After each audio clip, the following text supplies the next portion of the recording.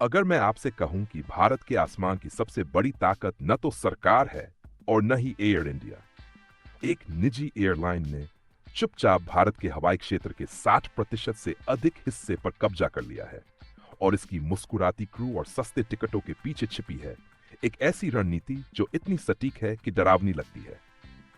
सन 2006 में सिर्फ एक विमान के साथ एक साधारण सी एयरलाइन चुपचाप भारत के भीड़भाड़ वाले एविएशन बाजार में उतरती है। जब किंगफिशर और जेट एयरवेज चकाचौंध और शोहरत बटोर रहे थे, तब इस नए खिलाड़ी ने कुछ और किया। इन्होंने सब कुछ सरल रखा, कोई झंझट नहीं, कोई मुफ्त खाना नहीं, सिर्फ एक मिशन, वर्चस्व। पहले यात्री को उड़ाने से भी पहले इंडिगो ने भारत के इतिहास की सबसे बड़ी विमान खरीद का ऑर्डर दे डाला। कौन करता है ऐसा अगर उसकी सोच किसी बहुत बड़े खेल की न हो? सन 2024 तक जब अन्य एयरलाइनों ने कर्ज और चकाचौंध की अराजकता में दम तोड़ दिया, इंडिगो ने चुपचाप भारत के घरेलू बाजार का 62% हिस्सा अपने कब्जे में ले लिया। उन्होंने एक डच एविएशन विशेषज्ञ को बुलाया, पीटर एल्बर्स को एक एयरलाइन चलाने के लिए नहीं, एक साम्राज्य चलाने के लिए नियुक्त किया गया था। आज इंडिगो रोजाना 2200 से अधिक उड़ानों का संचालन करता है, 490 से अधिक मार्गों पर सेवाएं देता है और 41 अंतर्राष्ट्रीय गंतव्यों तक उड़ान भरता है। हर 3 दिन में 10 लाख से अधिक यात्री उड़ते हैं इंडिगो से। लेकिन कुछ है जो वे प्रचार में नहीं बताते। सन 2024 में इंडिगो के 70 से अधिक विमान जमीन पर खड़े थे। क्यों? प्रैट एंड व्हिटनी के इंजनों में एक रहस्यमय खराबी। इंडिगो का साम्राज्य अब खुद आसमान से ही खतरे में आ गया था। जब दुनिया सो रही थी, इंडिगो ने कठोर कदम उठाए। पूरी दुनिया से आपातकालीन विमानों को लीज पर लिया। 27 विमान, दूसरी एयरलाइनों के दूसरे ब्रांड्स के विमान अचानक इंडिगो के लोगों के साथ उड़ान भरने लगे। एक टुकड़ों में सिली हुई फ्लीट जिसे सिर्फ जिद ने जोड़ा था। लेकिन जो कोई उम्मीद नहीं कर रहा था, वो हुआ।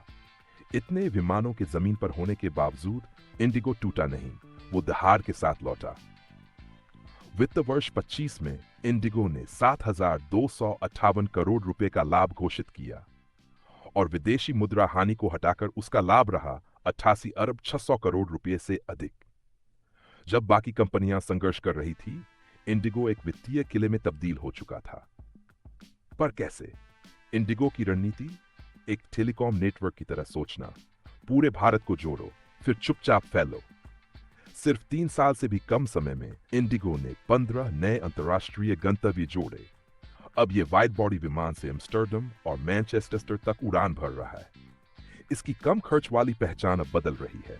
बिजनेस क्लास, लॉयल्टी प्रोग्राम्स और तुर्कीश, कांतस, वर्जिन जैसी एयरलाइनों के साथ रणनीतिक कोड शेयर समझौते।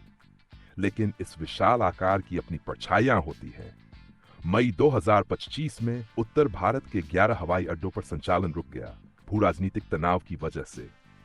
170 उड़ानें रातों रात गायब हो गई। फिर भी इंडिगो नहीं टूटा। वे अब भी रोज 2050 उड़ानें जारी रखे हुए हैं। कैसे? क्या हो अगर भारत का सबसे बड़ा निर्यात अब आईटी नहीं, दवाइयां नहीं, बल्कि इंडिगो हो? इंडिगो के पास अब 950 विमानों का ऑर्डर है, जिनकी डिलीवरी 2035 तक जारी रहेगी। एक ऐसा बेड़ा जो कुछ देशों की वायुसेनाओं से भी बड़ा होगा। सुविधा के पर्दे के पीछे एक उभरती हुई अंतर्राष्ट्रीय ताकत छुपी हुई है, और इंडिगो अकेला नहीं है। इसके पीछे है इंटरग्लोब ग्रुप, जो आतिथ्य, रियल एस्टेट, ट्रेनिंग, विमान मरम्मत और तकनीक जैसे क्षेत्रों में भी मौजूद है। यह समूह दुनिया के सबसे बड़े in house aviation training centres में से एक चलाता है। तो क्या ये सिर्फ एक एयरलाइन बना रहे हैं, या कुछ और कहीं ज्यादा बड़ा? और अब आता है असली मोड़। इंडिगो का अंतर्राष्ट्रीय विस्तार सिर्फ एक आर्थिक कहानी नहीं है, ये एक भू राजनीतिक चाल है। जब पाकिस्तान ने अपना एयर स्पेस बंद किया, इंडिगो की 3200 उड़ानों में से सिर्फ 34 को रीरूट करना पड़ा, यानी 2% से भी कम। कैसे? क्योंकि ये एयरलाइन आज के लिए नहीं बनाई गई थी, ये भविष्य में टिके रहने के लिए बनी थी। और जब बाकी कंपनियां प्रतिस्पर्धा में व्यस्त हैं, इंडिगो पोजिशनिंग में लगी है।